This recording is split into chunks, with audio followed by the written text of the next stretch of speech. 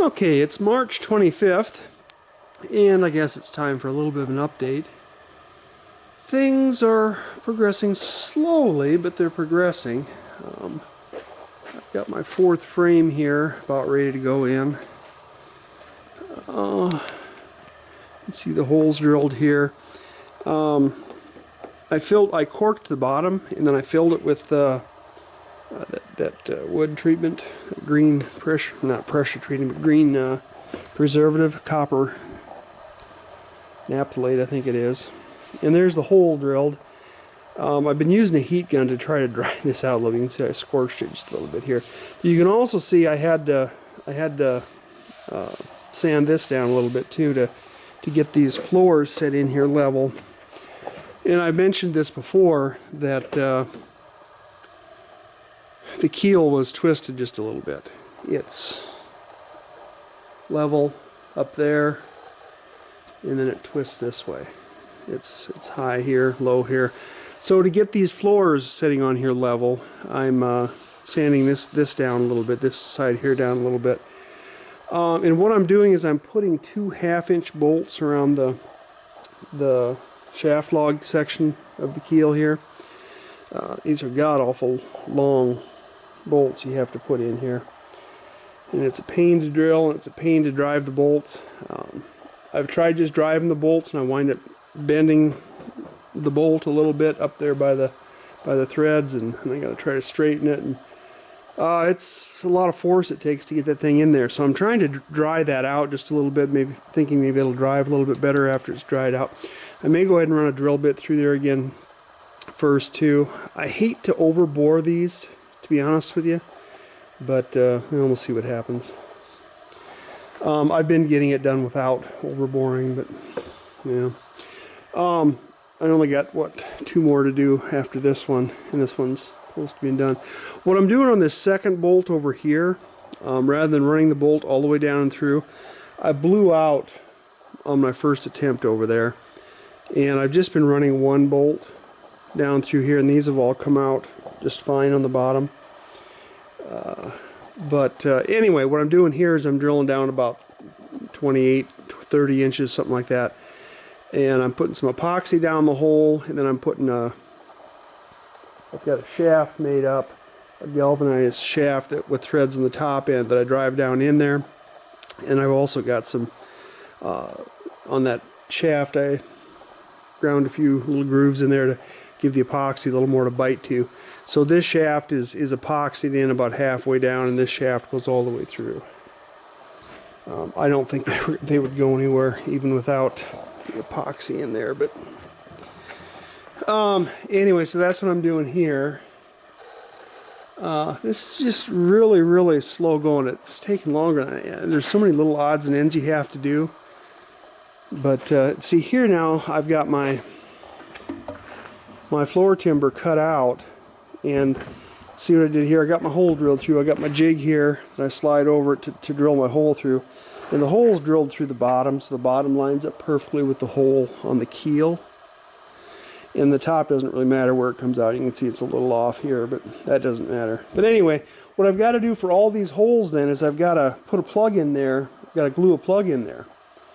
And so I can use my big Forstner bit to countersink these bolts. I want them all countersunk, just in case. They wouldn't have to be, obviously. But here you can see these are countersunk in there. They wouldn't have to be, but I'm thinking if I build something in here, and this is going to be probably under the bed or whatever, but whether I put a sole, on there, or I want tanks in here, or whatever the case may be, I just decided I really didn't want these bolts sticking up through there. Bolts nuts. So I'm countersinking everything, and of course it has to be done on the bottom too, where the bolts go through there, because we're going to seal the bottom up and then put a steel keel plate on there. So those have to be countersunk as well. So all those holes, everywhere you drill, you got to put one of these plugs in. Then I center punch it after the glue is set up. I center punch it and drill it with a Forstner bit.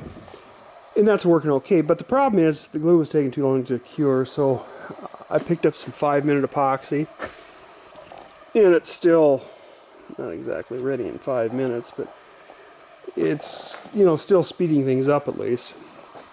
So I can maybe get one of these done a day if I'm lucky. I don't know. I don't know if I'll get this one done today or not. And as I'm doing this, I'm also, see, here's the bolt shaft that needs to be set in the hole that we just had. See, I'm galvanizing these as I'm going too.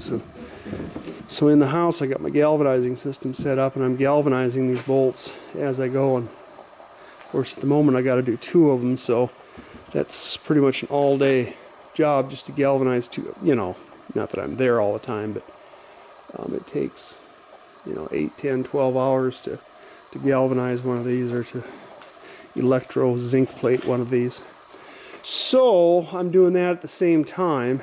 I'm actually looking forward to getting to the point where I'm in the middle part of the keel here without the shaft log in it, so I can just drill one hole down the center. I think that's going to be a lot easier.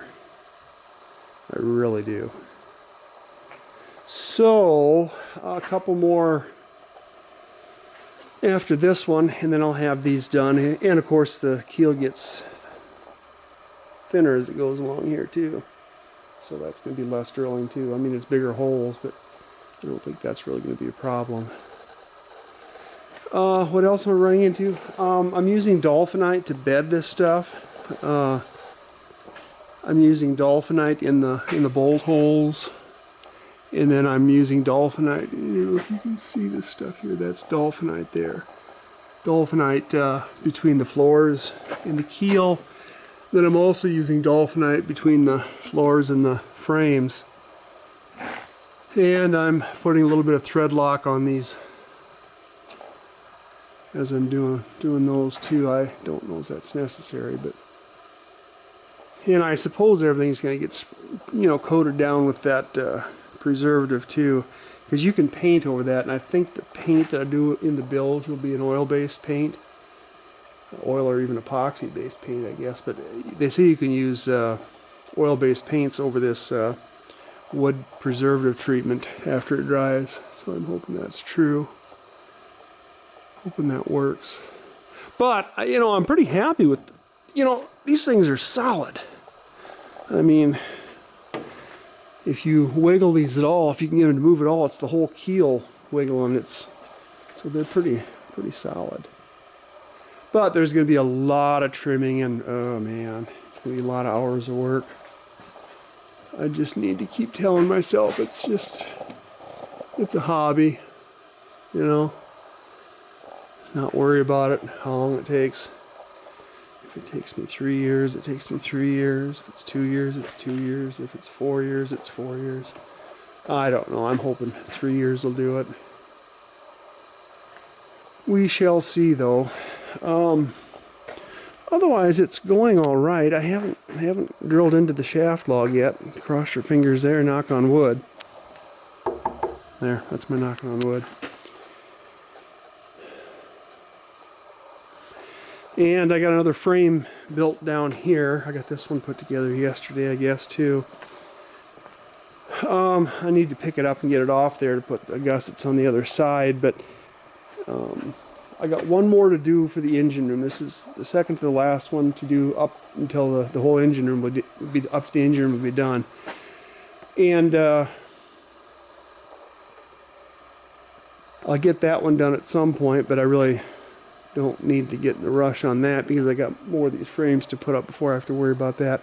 There's no sense in having all these frames stacked all over the place. I might as well get to the point where I can, you know, build a frame and put it on the boat. But I'm going to get to the point here before too long too that I'm not going to want to put any more frames on. Because as for getting like fuel tanks in here and the engine isn't really going to be an issue. The fuel tanks, oh man. I don't know if I'd be able to get them slung over top my frames here or not. Probably not with the, no, not with the, not with those cross pieces on up there.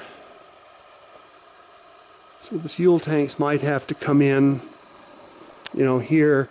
And then once I get the engine room either leave a couple frames off and then keep framing forward, leave a couple frames off so I can get the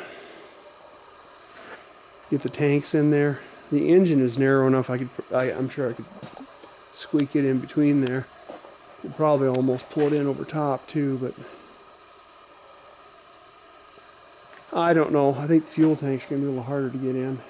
So yeah, I might have to leave a frame or two out for that.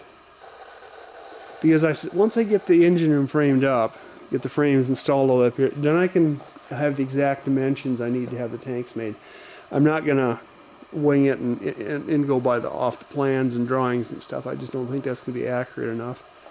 So I'll wait until I get this framed up to the engine room where the tanks are gonna go, and then I'll size them up and go from there. Get them made, and then maybe put some more frames in forward, get the stem put on and that knee attached, and I'll have some things to do, but it's probably going to slow me down. Hopefully the guy doesn't take too long to build those tanks, but we'll see. Yeah, it'll be this summer, spring maybe. Yeah. All right, that's my update for the 25th of March.